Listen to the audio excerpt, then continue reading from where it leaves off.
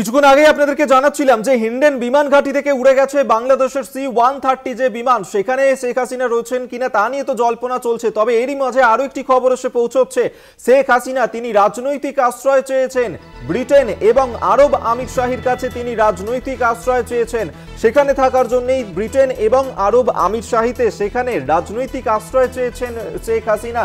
যেমনটা খবর এসে পৌঁছচ্ছে, রাজনৈতিক আশ্রয় চাইতে পারেন শেখ হাসিনা থাকার ক্ষেত্রে ব্রিটেন এবং আরব আমির শাহী, ইউরোপের দুই দেশেও সেখানেও আশ্রয় চাইতে পারেন বাংলাদেশের প্রাক্তন প্রধানমন্ত্রী শেখ হাসিনা। এবং আগামী 48 থেকে 78 ঘন্টা ভারতেই থাকতে পারেন শেখ হাসিনা, যেমনটা খবর এসে পৌঁছচ্ছে।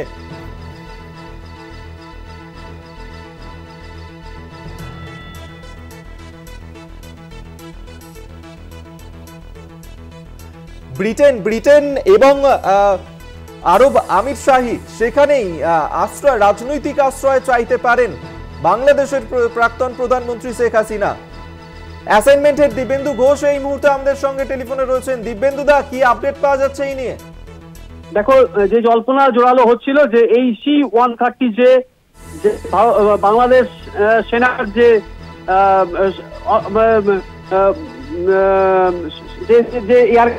এয়ারক্রাফটে করে শেখ হাসিনা ভারতে এসেছিলেন, সেই C-130 যে হিন্ডন এয়ারবেস থেকে সকাল 9টার সময় উড়ে যায় এবং তখনই জল্পনা জোরালো হয় যে হাসিনা শেখ রেহানা, তার বোন এবং তার পরিবারের সদস্যদের নিয়ে তিনি বোধহয় ইংল্যান্ড চলে যাচ্ছেন, অর্থাৎ লন্ডন চলে যাচ্ছেন। কিন্তু বিশ্বস্ত সূত্রে খবর যে এই C-130 যে এয়ারক্রাফটে হাসিনা নেই। 7 জন যে বাংলাদেশি সেনা জওয়ান তারা এই এয়ারক্রাফটে রয়েছেন এবং সেই এয়ারক্রাফট বাংলাদেশ যে এয়ারবেস, সেই এয়ারবেসের দিকে উড়ে যাচ্ছে। এবং যেটা খবর পাওয়া যাচ্ছে অত্যন্ত বিশ্বস্ত সূত্রে, যে সরকারি সূত্র মতে, যে শেখ হাসিনা আগামী 7 ঘন্টা তিনি ভারতেই থাকবেন এবং বেশ কয়েকটি দেশের রাজনৈতিক আশ্রয় তিনি চাইতে পারেন, যার মধ্যে অবশ্যই রয়েছে ব্রিটেন, ইউএই অর্থাৎ সংযুক্ত আরব আমিরশাহী এবং ইউরোপের 2টি দেশ এবং আমেরিকার 2টি দেশ।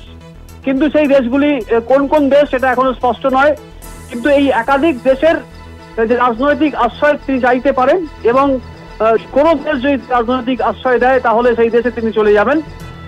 অবশ্যই আমেরিকার 2টি দেশ, ইউরোপের 2টি দেশ এবং ব্রিটেন এবং সংযুক্ত আরব আমিরশাহী, এই দেশগুলি রয়েছে।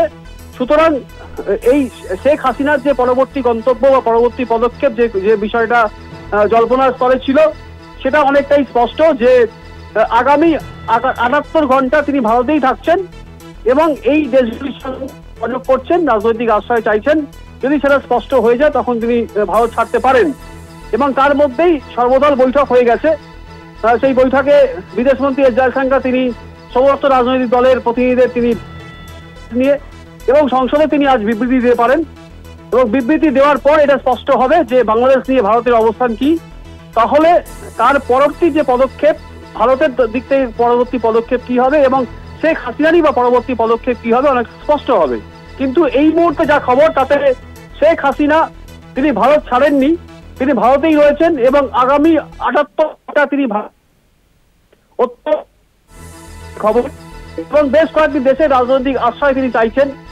এই C-130 যে যখন ইন্ডিয়ান এয়ারবেস থেকে উড়ে যায় তখনই কিন্তু জল্পনা দানা বাঁধে, হয়তো শেখ হাসিনা তার বোনকে নিয়ে, পরিবারের সদস্যদের নিয়ে তিনি হয়তো উড়ে গেছেন ভারত থেকে। কিন্তু সেটা নয়, এই হিন্ডন এয়ারবেস থেকে উড়ে যাওয়া C-130 যে এটি বাংলাদেশের দিকে গেছে এবং 7 জন সেনা জওয়ান সেখানে ছিলেন। তারা এই C-130 যে এয়ারক্রাফট নিয়ে তারা বাংলাদেশ বায়ুসেনা ঘাঁটির দিকে উড়ে গেছে। ধন্যবাদ তোমায় অ্যাসাইনমেন্ট হেড দিব্যেন্দু ঘোষ এই মুহূর্তে আমাদের সঙ্গে টেলিফোনে ছিলেন। এই মুহূর্তে অত্যন্তই বড় খবর, যেখানে ব্রিটেন এবং আরব আমির শাহীর কাছেই রাজনৈতিক আশ্রয় চাইতে পারেন বাংলাদেশের প্রাক্তন প্রধানমন্ত্রী শেখ হাসিনা এবং আগামী 48 থেকে 78 ঘন্টা তিনি ভারতেই থাকতে পারেন, যেমনটা এখনো পর্যন্ত খবর পাওয়া যাচ্ছে। পাশাপাশি ইউরোপের আরো 2টি দেশ, সেখানেও রাজনৈতিক আশ্রয় চাইতে পারেন শেখ হাসিনা। যদিও ইউরোপের কোন 2টি দেশ সেই বিষয়ে এখনো পর্যন্ত স্পষ্ট কিছু জানা যায়।